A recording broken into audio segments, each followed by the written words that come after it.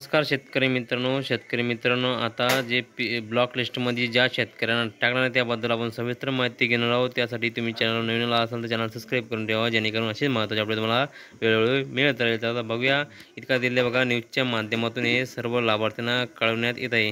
कारण की आता इथे बघू शकतो महाराष्ट्र सरकार त्या शेतकऱ्यांना ब्लॉक लिस्टमध्ये टाकणार. महायुती सरकारने घेतला महत्त्वाचा निर्णय. इतका दाखवतो बघा मित्रांनो, यापूर्वी ₹1 पीक विमा योजना राबवत होती. या योजनेनुसार राज्य सरकार आणि केंद्र सरकार प्रीमियमची पूर्ण रक्कम भरत होते, परंतु यावर्षी त्याबद्दल करण्यात आला आहे. शेतकऱ्यांना स्वतः आपले प्रीमियम भरावे लागणार आहे, असा एक महत्त्वाचा निर्णय. आणि खाली काय दिलं बघा मित्रांनो, स्वतः हे मुख्यमंत्री फडणवीस साहेबांनी स्वतः हे सांगितलेलं आहे.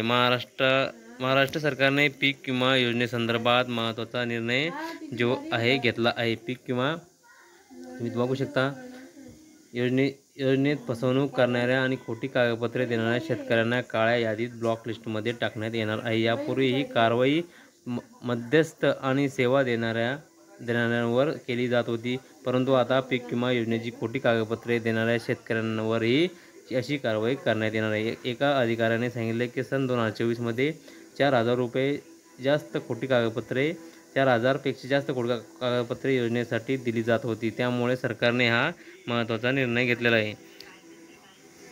तुम्ही बघू शकता, आणखी फसवणूक करणारे लाभ घेऊ शकणार नाही. अधिकाऱ्याने सांगितले की महाराष्ट्र सरकारने मध्यस्थ आणि सेवा प्रदान करणाऱ्या संस्थेसोबत शेतकऱ्यांनाही काळ्या यादीत टाकण्याचा निर्णय घेतला आहे.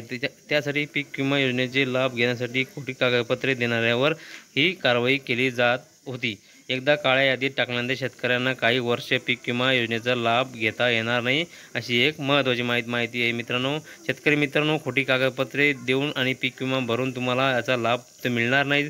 कारण की तुम्हाला आता जे सरकार जे आहे काळ्या यादीत टाकणार आहे, कारण की तुम्हाला पुढील 2 ते 4 वर्षे हे लाभ पीक विम्याचा घेता येणार नाही, अशी एक महत्त्वाची बातमी आहे मित्रांनो. अशाच नवीन व्हिडिओसाठी चॅनलला सबस्क्राईब करून ठेवा, जेणेकरून असेच महत्त्वाचे अपडेट तुम्हाला मिळत राहील. धन्यवाद. जय हिंद, जय महाराष्ट्र.